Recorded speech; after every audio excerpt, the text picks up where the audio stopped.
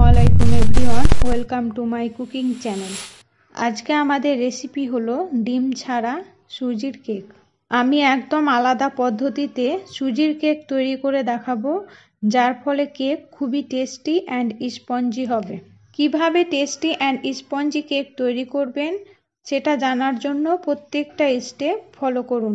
প্রথমে একটা বোলে মাপ করে 1 বাটি সুজি নিয়ে নেব। তারপর দেব হাফ বাটি চিনি ও 1 বাটি উষ্ণ গরম দুধ। এবার সব কিছুকে ভালো করে মিশিয়ে 25 মিনিটের জন্য রেস্টে রেখে দেব। আর এইদিকে দেখুন 5 থেকে 6টা চেরি ফল কুচি কুচি করে কেটে নিয়েছি। চেরিতে দেব 1 চামচ গমের আটা। গমের আটা দেওয়ার ফলে চেরিগুলো কেকের নিচে বসে যাবে না।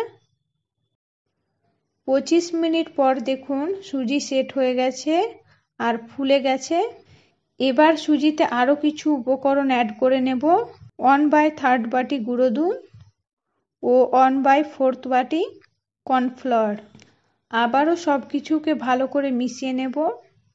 মেশানো হয়ে গেছে। এবার দেব 1/4 বাটি ঘি, 1/3 বাটি চোকো পাউডার ও সামান্য পরিমাণ লবণ। আবার ভালো করে মিশিয়ে নেব। মেশানো হয়ে গেছে।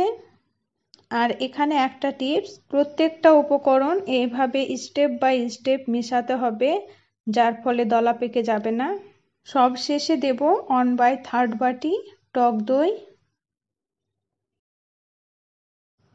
দই মিশিয়ে নেওয়ার পর ব্লেন্ড করার জন্য সম্পূর্ণ ব্যাটার মিক্সারে ঢেলে দেব।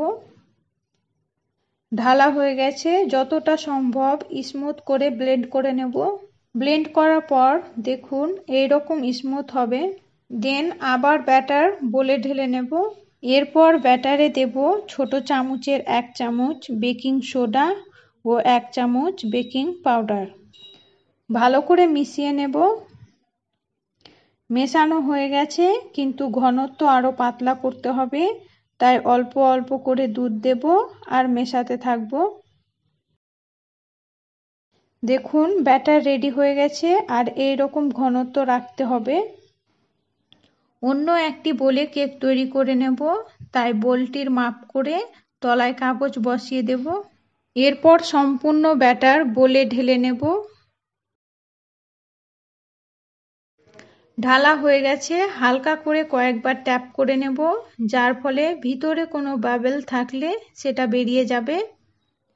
এবার কেক তৈরি করে নেব, তাই ওভেনে প্রেসার কুকার চাপিয়ে দেব। কুকারের ভিতর একটা স্ট্যান্ড রাখবো, তার উপর বোলটা রেখে দেব।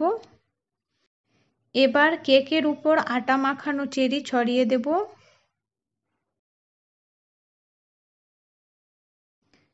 প্রেসার লাগিয়ে 45 মিনিট লো ফ্লেমে রেখে দেব, যার ফলে আস্তে আস্তে সময় নিয়ে কেক পারফেক্টভাবে তৈরি হবে। 45 মিনিট পর দেখুন কেক তৈরি হয়ে গেছে। এবার একটা নাইফ দিয়ে কেক চেক করে নেব। দেখুন নাইফ শুকনো আছে, তার মানে কেক সেট হয়ে গেছে। এবার কেক ঠান্ডা করে বাটিটা তুলে নেব।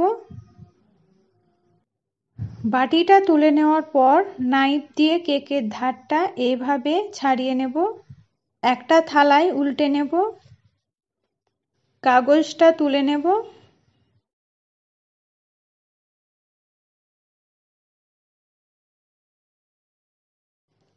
আর দেখুন মাশাআল্লাহ কেকটা খুবই সুন্দর হয়েছে। মাত্র 1 কাপ সুজি দিয়ে এতটা বড় কেক তৈরি হয়ে গেল। এবার আপনাদেরকে কেকটা কেটে ভিতরটা দেখাচ্ছি। দেখুন কতটা নরম আর স্পঞ্জি হয়েছে। আশা করি সেটা দেখেই বুঝতে পারছেন। কেক পিস পিস করে কেটে নেব। খুব সহজেই বাড়িতে একবার এইভাবে কেক তৈরি করে খেয়ে দেখবেন, ইনশাল্লাহ আপনাদেরও খুব ভালো লাগবে। ভিডিওটি ভালো লাগলে লাইক, শেয়ার, কমেন্ট করবেন এবং সাবস্ক্রাইব করে পাশে থাকবেন। সম্পূর্ণ ভিডিওটি দেখার জন্য ধন্যবাদ।